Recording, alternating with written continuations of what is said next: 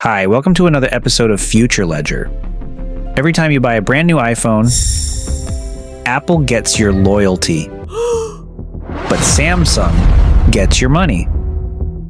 You've been told they are sworn enemies. They sue each other in court, mock each other in commercials, and fight for your pockets. It's the biggest war in tech.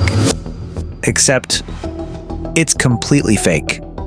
See this gorgeous display? Samsung made it. The ultra-fast memory? Samsung built it. In fact, Apple relies so heavily on its biggest rival to manufacture the iPhone that Apple struggles to build it without them. This means every single iPhone sold secretly funds Samsung's empire. Billions of dollars flow directly from Cupertino to Seoul. But here's the real mystery. Why does Apple let this happen? And why does Samsung give its absolute best technology to its deadliest competitor? The answer comes down to a financial trap that neither company can fully escape. And it reveals a hidden truth about the phone in your pocket. Here is the secret deal that runs the tech world. Before we get to the secret deal, let's answer a simpler question. Why should you even care? Here's the easy way to think about it. Imagine two rival bakeries in the same town. They both put big signs outside saying, "We're the best, not them." But behind the scenes, one bakery secretly buys all its flour and sugar from the other bakery because that bakery happens to make the best flour on earth. Weird, right? But that's exactly how a huge part of the tech world actually works. Almost nothing you own was built by just one company. Your phone, your laptop, your game console, they're all made of tiny parts from dozens of companies, some of whom are supposed to be fighting each other. The US versus them story you see in ads and headlines is mostly just marketing. Behind the curtain, it's more like a giant, complicated kitchen where everyone borrows each other's ingredients. So if the biggest phone war on Earth is actually built on cooperation, how did these two companies even end up needing each other in the first place?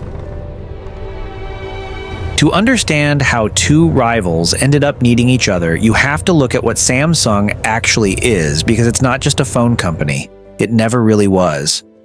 Samsung is a giant Korean company that makes an enormous range of things. Ships, TVs, refrigerators, and, most importantly for our story, some of the tiniest, most advanced pieces of technology on Earth.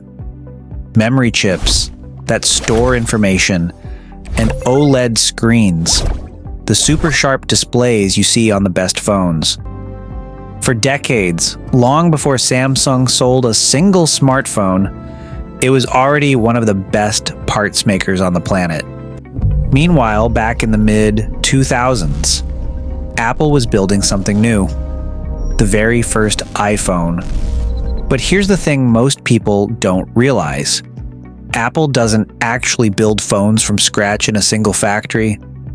It designs them, and then it goes shopping around the world for the best possible parts. And when Apple went looking for a screen and a memory chip good enough for its new phone, there was one company that made the shortlist almost instantly. So what happened when the world's most secretive gadget company came knocking on the door of the world's biggest parts maker? So Apple made the deal. Samsung's screens and memory chips went inside the very first iPhones, and as the iPhone became one of the best-selling products in human history, Samsung's parts business grew right alongside it. Every iPhone Apple sold, Samsung quietly got paid. But here's where it gets strange. While Samsung was busy building the guts of Apple's phone, it was also learning up close exactly what made a great smartphone great. And a few years later, Samsung did something bold. It started making its own smartphones too. Big, sleek touchscreen phones called the Galaxy series, designed to compete directly with the iPhone. Suddenly, Apple's trusted parts supplier was also standing in stores right next to Apple, fighting for the exact same customers. Imagine hiring a chef to cook in your restaurant's kitchen, only to find out they opened their own restaurant across the street using recipes they learned from you. Apple noticed, and Apple was not happy about it. So what happens when your most important supplier becomes your fiercest rival at the exact same time? In 2011, Apple did something dramatic. It sued Samsung. Apple's argument was simple, that Samsung's new Galaxy phones looked a little too much like the iPhone. Same rounded corners, same grid of icons, same basic shape. Samsung fought back, suing Apple right back. What followed was one of the biggest legal battles in tech history. Years of court dates, thousands of pages of documents, and in 2018, a jury finally ordered Samsung to pay Apple around $539 million. Headlines everywhere called it the ultimate tech war. But here's the part that almost nobody noticed at the time.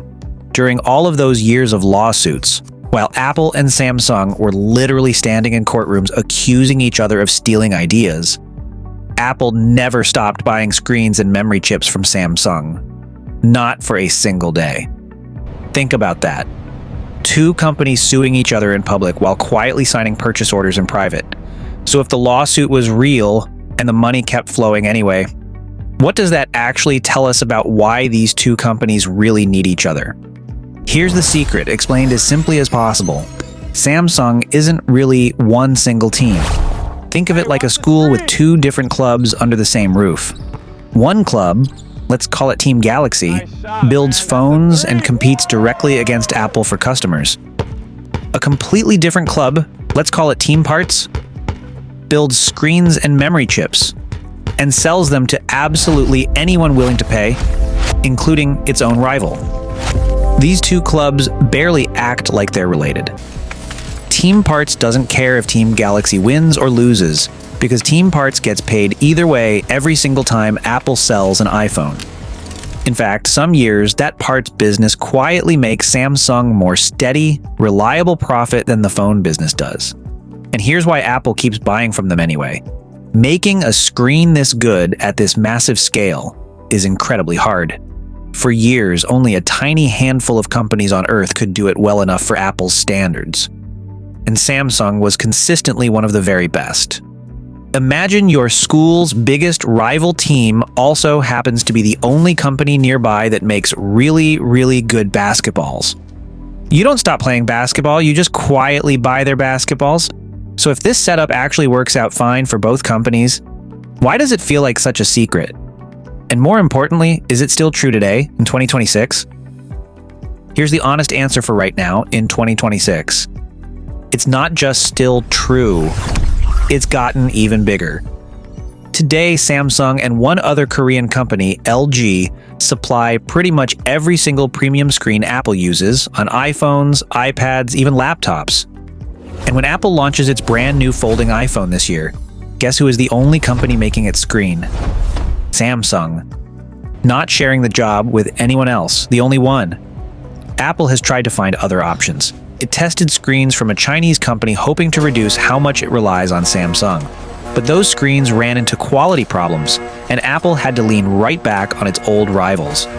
Samsung's screen-making division is now so tied to Apple that, according to its own reports, a huge chunk of its revenue comes from right here in the United States, largely thanks to one customer.